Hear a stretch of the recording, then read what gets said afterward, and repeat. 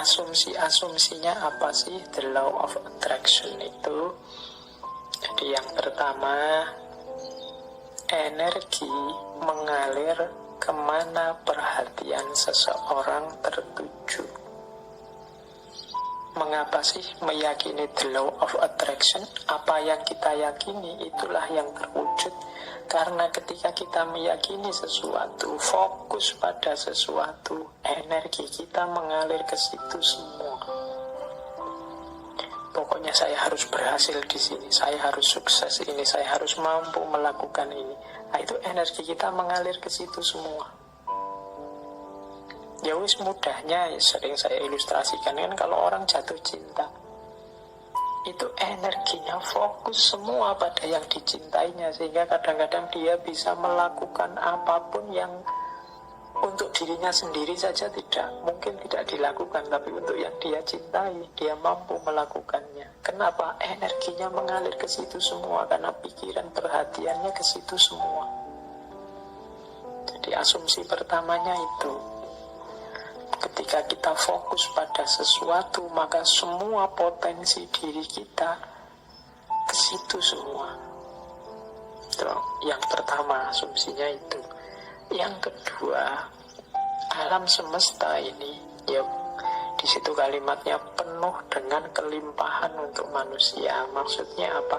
Alam semesta ini, segala fasilitas kelebihan yang ada di dalamnya oleh Allah itu diciptakan untuk manusia, dalam tanda petik untuk melayani manusia. Kita ini kan makhluk yang dihadirkan ke bumi setelah bumi siap untuk kita huni. Karena memang bumi disiapkan untuk manusia. Maka apapun sebenarnya yang kita inginkan, yang kita harapkan dalam hidup ini pasti difasilitasi oleh alam semesta sekeliling kita. Tinggal kita mau atau tidak.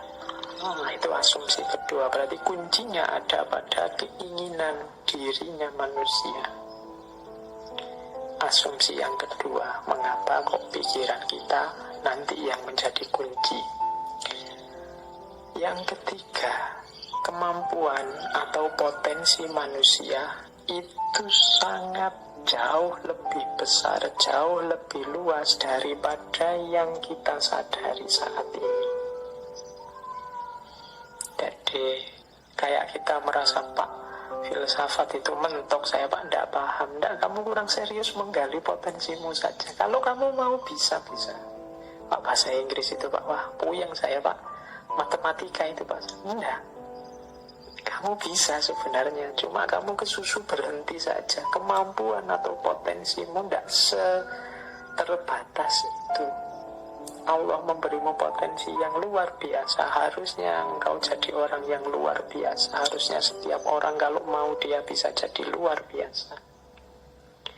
Kemampuan dan potensimu cukup untuk apapun yang engkau cita-citakan, engkau inginkan. Itu asumsi ketiga. Asumsi keempat, hidup ini tujuan dan isinya tergantung pada keputusanmu sebagai manusia. Jadi kita ini, kalau bahasanya agama, kita ini khalifahnya, wajahnya hidup ini tergantung kita. Termasuk hidup kita ini ingin jadi apa, ingin seperti apa, kuncinya di kita sendiri. Dan pilihan-pilihan hidup itu tidak terbatas. Pak, saya ini anak desa, bapak saya cuma tani, berarti cita-cita paling tinggi paling saya bisa itu. Enggak ya, kalau kamu matok serendah itu cita-citamu, ya enggak jauh-jauh dari situ. Panjang setinggi mungkin. Pilihan banyak, enggak terbatas. Wawasanmu harus luas. Jadi pilihan hidup itu banyak, silahkan engkau pilih. Kuncinya ada pada dirimu sendiri. Engkaulah yang menciptakan kehidupanmu. Jadi rentetan asumsi ini, energi itu mengalir, fokusmu kemana tertuju. Kalau engkau fokus hanya pada hal-hal itu yang sepele-sepele, yang biasa-biasa saja, ya hidupmu akan terbentuk secara sepele dan biasa-biasa saja. Tapi kalau engkau fokus pada hal-hal besar yang luar biasa, ya hidupmu akan terbentuk secara luar biasa. Jangan takut, alam semesta pasti menyediakan semua fasilitas yang engkau butuhkan. Kuncinya hanya ada pada dirimu. Mau atau tidak, siap menggali kemampuanmu sendiri atau tidak, berani memilih, memutuskan atau tidak. Apapun yang engkau putuskan, engkau pasti mampu mewujudkan, dan alam semesta akan membantumu, dan energimu akan fokus ke sana untuk melahirkannya. Ini asumsinya dari the law of attraction. Nah, sekarang prosesnya 6 langkah menuju the law of attraction tadi. Caranya bagaimana sih Pak? Biar yang saya inginkan kemudian benar-benar terwujud. Biar yang tadi saya niati akan saya wujudkan benar-benar hasil. Nah, ini ada 6 step, yakni dari berbagai sumber tentang the law of attraction. Yang pertama adalah mintalah apa yang engkau inginkan. Kalau dalam agama minta ini kemudian wujudnya jadi doa. Atau mungkin dalam bahasa yang berbeda, kadang orang pakai kalimat mimpilah, beranilah bermimpi. Kalau orang minta saja tidak berani, mimpi saja tidak berani, ya bagaimana dia mencapai tujuan-tujuan besar? Alah Pak, saya ini orang desa, ya sudah, cuma cukup seperti ini saja saya sudah senang, ya sudah, hidupmu akan hanya sampai level itu. Yang engkau inginkan memang di level itu saja. Padahal kalau engkau mau, engkau bisa minta yang lebih tinggi, menginginkan yang lebih tinggi. Inginkanlah. Jadi mintalah itu sama seperti inginkanlah apapun yang engkau inginkan yang besar-besar. Kalau sudah menginginkan, sudah minta, jangan lupa, percayalah bahwa yang engkau inginkan itu akan terjadi. Nah, ini yang kadang-kadang kalau dibaca sepele tapi dijalankan berat. Keyakinan. Saya sering menyatakan kita itu kalau berdoa kadang setengah-setengah. Setengah-setengah dalam arti kita sendiri tidak yakin doa ini akan dikabulkan. Jadi wong kita sendiri tidak yakin bahwa keinginan kita akan terkabul. Ya wes, tidak akan wujud. Wong kita sendiri tidak yakin. Kalau kita yakinnya 50%, ya wujudnya mungkin ya hanya 50% nanti buahnya. Jadi ini bagian dari the law of attraction, adalah keyakinan kita, kemantapan hati kita.